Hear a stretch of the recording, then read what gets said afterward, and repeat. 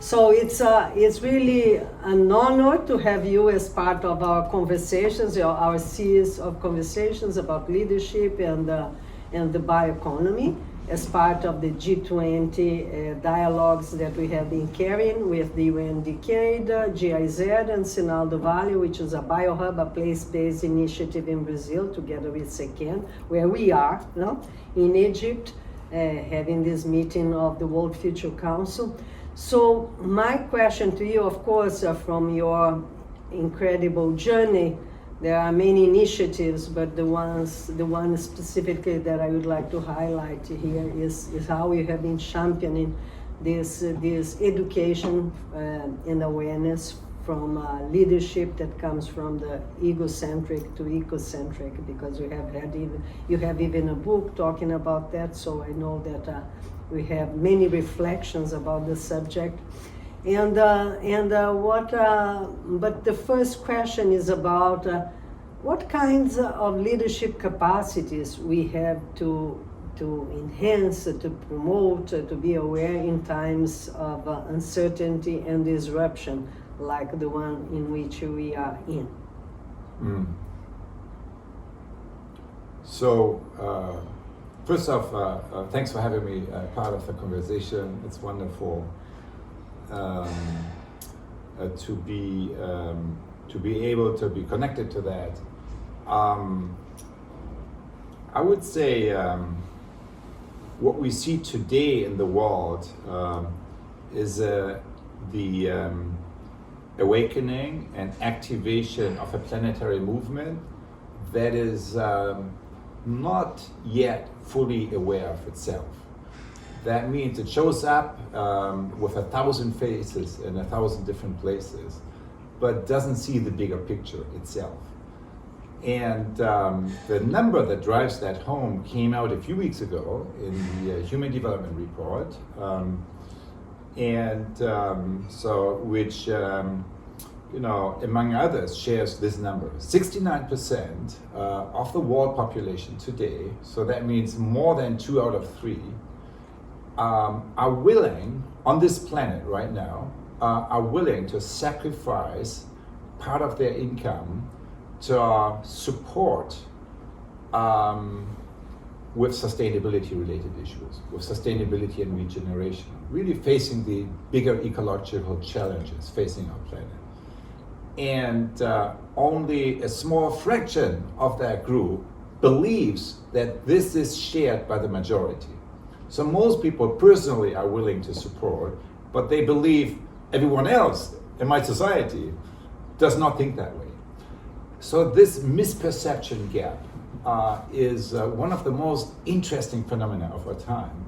And what it really means is that there is a massive potential for catalyzing positive change in the world that is not actualized yet.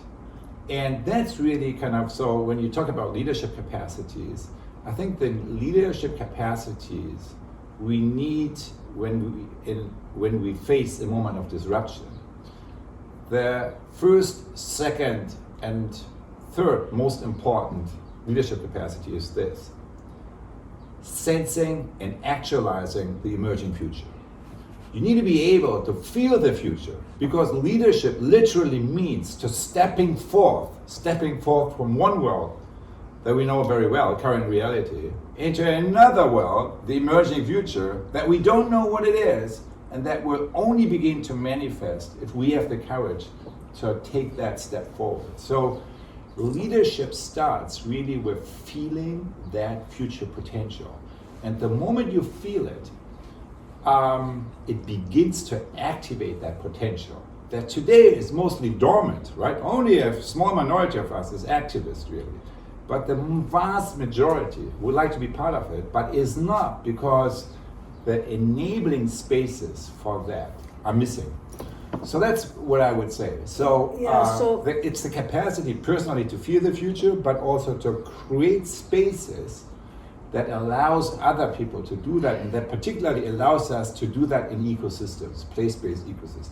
Yes, then just I think this is an interesting link to this whole field that is emerging in the process of the G20 of the bioeconomy. Would a bioeconomy be a field, a vessel for the expression of what people are willing to see, and as a possibility of transforming and regenerating our ecosystem, not only the natural ecosystems, but also the culture and the societal ecosystems in general, no? I think the place-based communities, bioeconomies are one of the main vehicles really to activate that movement, and we already see it in many places, like yourself, like here in Second, showing up. But what's missing today in society, I would say, is largely a whole new category of institutions that would allow us to come to this shared seeing, right? Seeing together and making sense together of the current system. There's no shortage of sense making in society, but guess what? Everyone does it in their own silo. So what's missing is places, ecosystem-based places where we come together and come to a shared seeing of current reality and a shared sense making, out of which then possibilities emerge. And that's in no place better done than in place-based communities, in bioregions, or in a regional context where the commons, the ecological, the social, and the cultural commons that we need to not only protect, but really regenerate in many cases, are in our face. So it's relatively easy for me to align with and collaborate with people who think very differently from me. So maybe people with a different political view, but we both care about what's happening in our community. I think that's kind of the shared seeing is the gateway of activating collective creativity and action really on a community level, on an ecosystem level. So these would be like cells of that resonate with each other in big landscapes, no? That create a different and rescue a culture of really caring, no? Of caring and being more connected with what the future is calling us, because this 69 is because we are all witnessing what is happening in our planet, you know. But how do you think incentives, finance would have to come together so this can be not just cases like Sequer, like Sinal, and many others that are around the world, but they are somehow still like islands in themselves. But this is really a movement that is emerging as we have seen in other times. What are the incentives that politicians, that policymakers, that people that are in the finance would have to be attentive in what is emerging? Yeah, so these are cells, or kind of, you could say these are like new organs of perception, right? Kind of these co-sensing organs out of which opportunities emerge. And you're right. So I think the answer to your question of the new incentives is essentially pretty straightforward, which is we need to pay for ecosystem services.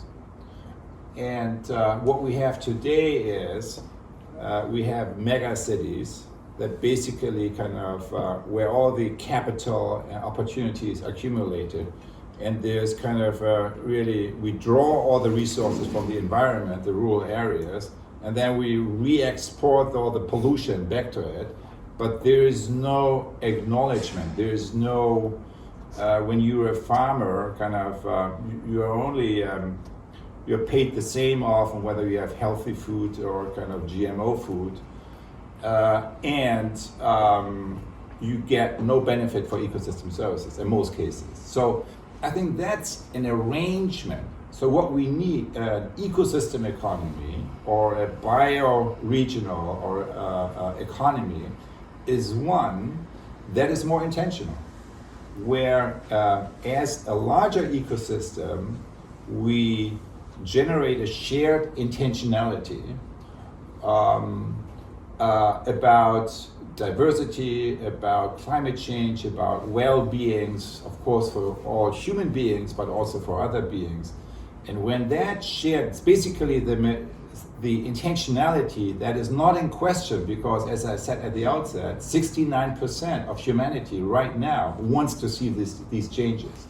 It's the majority of us, right? We are the biggest movement on earth that does not have a collective representation, because the collective decision making today is not redirecting the capital flows along the lines of the intention that already today, I'm not talking about the future, already today the vast majority of us has across the entire planet.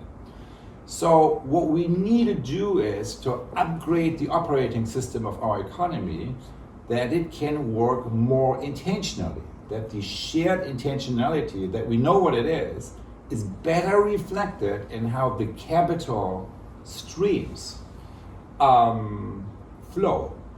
And when you look at the whole area of finance, right, I think the basic problem is very simple, right? Most people say, oh, it's so complicated, who can understand that? I think the basic problem is very simple, and we all know what it is, right?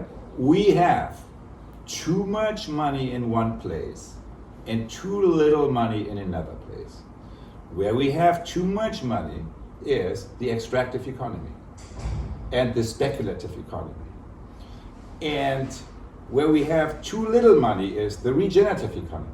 So one way or another, I think the conversation, the most critical conversation in the next 10 years, or the next 5 years, I should say, or 7 years, is how to take a part of this money and structurally, not by begging and getting a one-time donation. No, I'm not talking about that. We need a structural rearrangement between these two buckets, right? The too much in the extractive and too little in the regenerative economy, so that structurally we rechannel back a capital flow that is regenerating our ecological, our social, and our cultural commons. And paying for ecosystem services, which is kind of another way of expressing the same thing, is one way of doing it. And my final question is about education, that you know so much, because this is mainly where you have been investing time and the presence in institute work and all that. How the education system has to be reinvented to integrate the kind of leadership capacities and agency, as we say, that the school from very early help children and young people to be more eco-centered in their awareness. No? Yes, it's very interesting. I think education, just as in agriculture, we witness, as we speak, a huge paradigm shift in the mainstream. Of course, kind of on the innovator side, there has been, that's a much longer story, but we see it in the mainstream happening now, just as we see around regenerative agriculture. And the way it shows up in education, or kind of my angle into that, is in working with the OECD Education Department, they do the PISA test, right? Mm-hmm. It's basically, it was a very powerful mechanism of, making STEM disciplines, right, more mainstream and ranking, right, countries according to outcomes. So, and what's interesting is that the highest performing educational countries decided that in the phase of AI, we really need to completely reimagine and reshape what we are doing. So this kind of experiment that we are running there with a number of these countries, including Finland, Estonia, and British Columbia, and and other entities, is called Education for Human Flourishing. It should be probably better called Education for Human and Planetary Flourishing, as we all know, that's kind of included in my mind.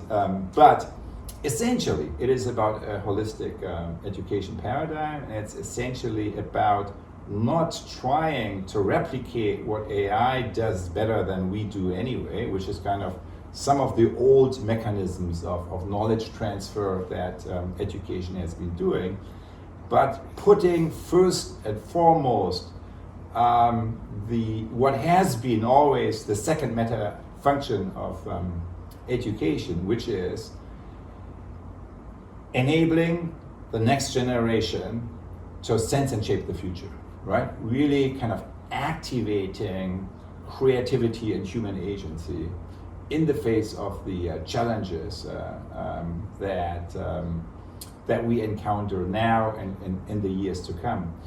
And I think it's an incredibly exciting moment. I think there is like two groups of countries right now. So the way I experience that, one is where kind of the top regulators say, let's just improve inside the old framework, kind of just improving along the old. And a new group, the more innovative group, that's saying, no, we really need to rethink and reimagine everything, because everything we talked about earlier in the conversation cannot be addressed by just focusing on the intelligence that's above the neck. But what we really need is a more holistic paradigm that is linking head, the knowing of the head, the knowing of the heart, and the knowing of the hand, the learning by doing, in a way that puts young people into the driver's seat of change for regeneration and inclusion, right, on a planet that's welcome for all. And if I may add something, the gut level, because we are witnessing here at SECAN, what does it mean? You know, for 4 years, galvanized work around a vision. It's a lot of effort as well, and work, real work. But thank you so much, and wonderful and very insightful, like reflections, and I hope we can move this all together. No? Thank you. Thank you, Terence.